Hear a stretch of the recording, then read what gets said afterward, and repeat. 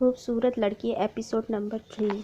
موسم نے کروٹ بدلی اور سردیاں بے دھڑک چلی آئیں۔ حریم سردیوں سے ڈرتی تھی، اسے نزلہ زکام گھیر لیتا تھا، اس لیے اسٹور روم سے سارے کمبل، رضائیاں اور گرم سویٹر چھت پر لے جا کر باری باری دھوپ میں رکھا اور ایک براؤن کلر کا سویٹر خود بھی پہن لیا۔ وہ چھت سے اتر کر نیچے آئی تو سالار حیران رہ گیا۔ کیا ہوا، طبیعت تو ٹھیک ہے؟ اس نے ٹوکا تو وہ شرمندہ ہو گئی۔ جی بس ٹھنڈ بڑھ گئی ہے۔ حریم کے جواب پر وہ مسکرا دیا۔ اسے ٹھنڈ کہہ رہی ہو تم؟ ارے یہ تو خوشگوار موسم ہے، اب کبھی امریکہ آؤ تو پتہ چلے ٹھنڈ کسے کہتے ہیں۔ میں جس علاقے میں رہتا ہوں وہاں تو پانی بھی برف کی شکل میں ملتا ہے سردیوں میں، سالار نے بتایا تو حریم نے جھرجھری سی لی۔ اف توبہ، مجھے نہیں آنا وہاں، آپ کو ہی مبارک ہو امریکہ، وہ ایک دم کہہ گئی تو سالار ہنس پڑا۔ دوسرے دن بنا بتائے حوریہ اپنے بچوں سمیت چلی آئی۔ حریم کے لیے تو یہ سرپرائز ہی تھا۔ وہ بہن سے لپٹ گئی۔ کیسی ہو حریم؟ حوریہ نے اس کا چہرہ اپنے ہاتھوں کے پیالوں میں بھر کر پوچھا تو حریم نے سر ہلایا۔ حوریہ باجی، یوں اچانک؟ حریم نے بات کا رخ موڑا۔ ہاں، میری سسرال میں کسی کی شادی تھی، وہی اٹینڈ کرنے آئی تھی، ہفتے بھر سے یہیں ہوں، جاتے وقت سوچا اپنی گڑیا کو دیکھ آؤں۔ کس حال میں ہے؟ حوریہ بتاتے ہوئے آخر میں کچھ کڑوی سی ہوئی تھی۔ آپ لوگ بیٹھو، میں کچھ اسنیک وغیرہ لے آؤں۔ وہ حوریہ کو وہیں بٹھا کر کچن میں چلی آئی، پھر اسنیکس اور کولڈ ڈرنک وغیرہ ٹرالی میں سجا کر کچن سے جلدی میں باہر آئی تو سالار سے ٹکرا گئی۔ ارے اتنی جلد بازی میں کس کی خاطر کی جا رہی ہے؟ سالار نے حیرت سے پوچھا تو وہ جھیپ گئی۔ حوریہ باجی آئی ہیں، حریم نے خوشی خوشی بتایا تو وہ ہمیشہ کی طرح نرمی سے مسکرا دیا۔ یہ تو اچھی خبر ہے، چلو ہم بھی ملتے ہیں آپ کی حوریہ باجی سے۔ وہ اس کے ساتھ لاؤنج میں آیا تو حوریہ حیرت سے اس خوبصورت لڑکے کو دیکھنے لگی جو حریم کے ساتھ بہت جچ رہا تھا۔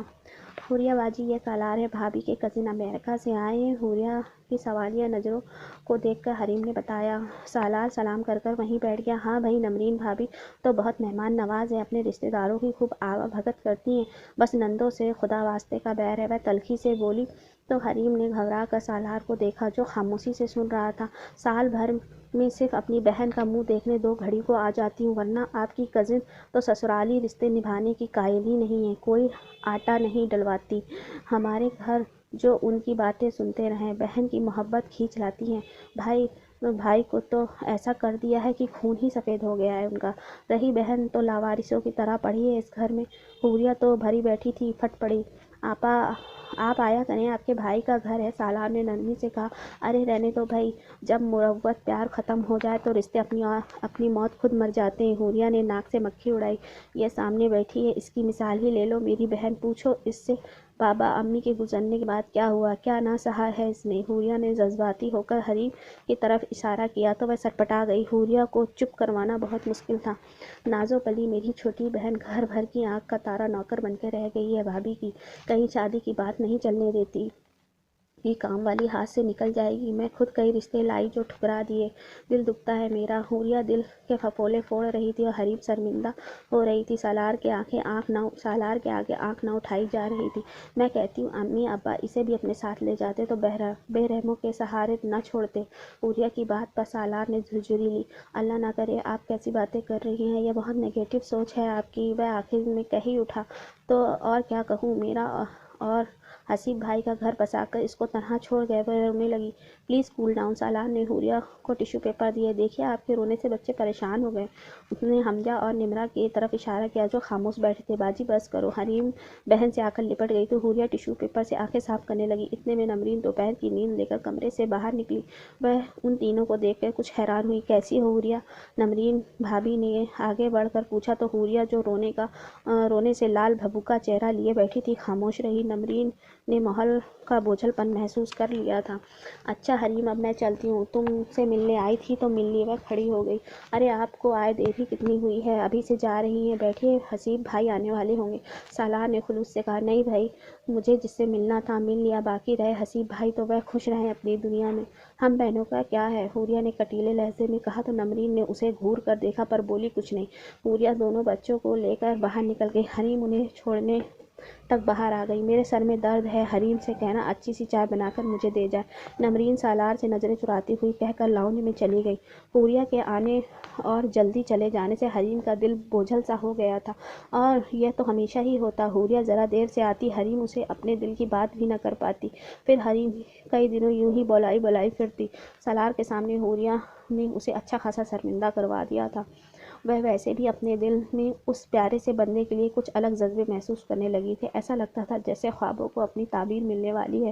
وہ خواب جو کبھی اس نے جاگتی آنکھوں سے دیکھے تھے، سو اب وہ اپنی سوچوں سے گھبرا کر اس کا سامنا کرنے سے کترانے لگی۔ دوسری طرف سالار دیکھ رہا تھا کہ حریم پھر سے گمسم ہوتی جا رہی ہے۔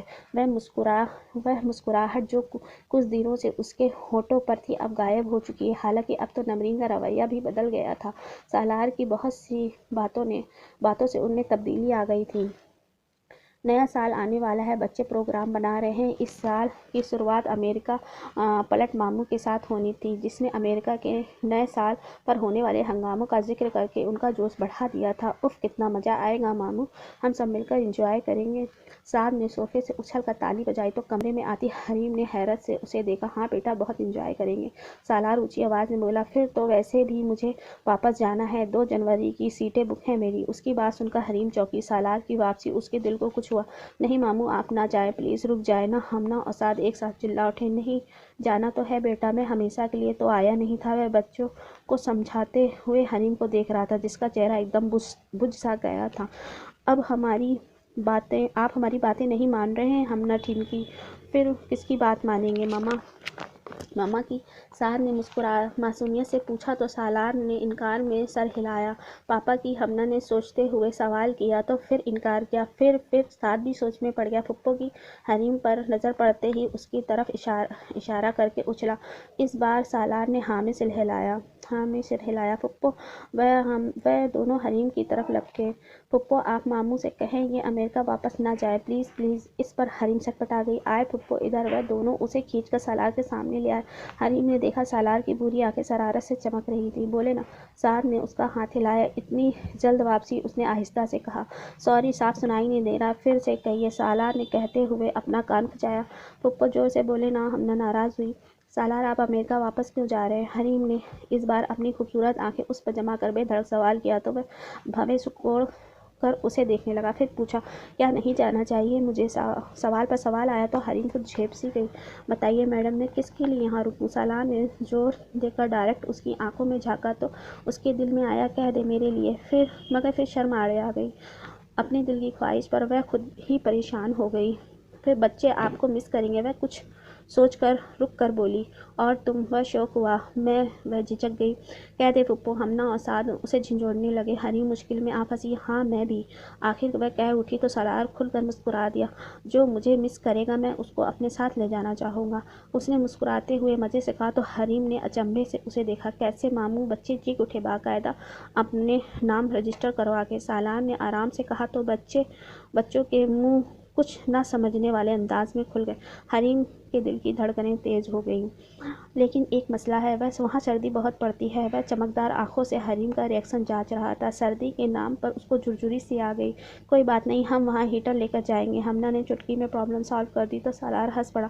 سوچ لو اچھی طرح، وہاں میری محبت کی گرمی کے سوا ہر طرف برف ہی برف ہوگی۔ سالار نے آج کھل کر اپنے من کی بات کہہ دی تھی۔ حریم اپنے آپ میں سمٹ گئی، دل زور زور سے دھڑکنے لگا۔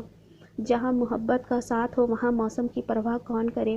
حریم کے دل نے ایک دم کہا تو سالار خوشی سے جھوم اٹھا، جبکہ بچوں کے پلے کچھ بھی نہیں پڑا تھا۔ شکریہ حریم، تم نے میری الجھن سلجھا دی۔ اب نمرین بچوں سے تمہیں مانگنا آسان ہو گیا۔ وہ اس کے دلکش چہرے پر پیار بھری نظر ڈال کر بولا تو وہ شرما کے مسکرا دی۔